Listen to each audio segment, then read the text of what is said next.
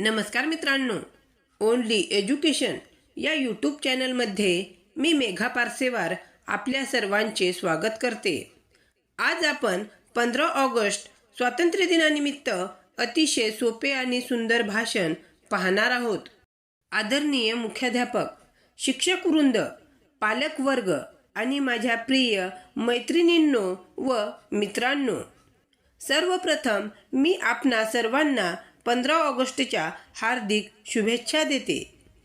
15 August 1947 हा आपल्या भारत देशाच्या इतिहासातील सुवर्ण दिन आहे. या दिवशी आपला देश परकीय सत्तेपासून मुक्त झाला.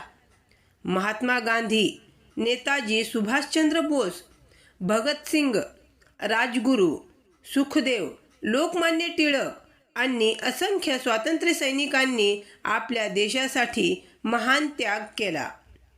त्यांच्या बलिदानामुळे आज आपण स्वतंत्र भारतात मुक्तपणे जगत आहोत. स्वातंत्र्य म्हणजे केवळ गुलामगिरीतून मुक्त होणे नव्हे, तर आपल्या कर्तव्याची जाणीव ठेवणे होय.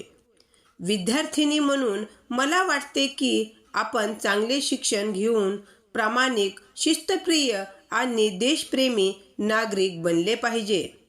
स्वच्छता राखणे, पर्यावरणाचे संरक्षण करणे, राष्ट्रीय संपत्तीची काळजी घेणे आणि सर्वांशी प्रेमाने वागणे ही आपली जबाबदारी आहे. आपला तिरंगा हा आपल्या देशाचा अभिमान आहे. तिरंग्याचा मान राखणे हे प्रत्येक भारतीयाचे कर्तव्य आहे. आपण सर्वांनी देशाच्या प्रगतीसाठी मेहनत करण्याची प्रतिज्ञा करूया.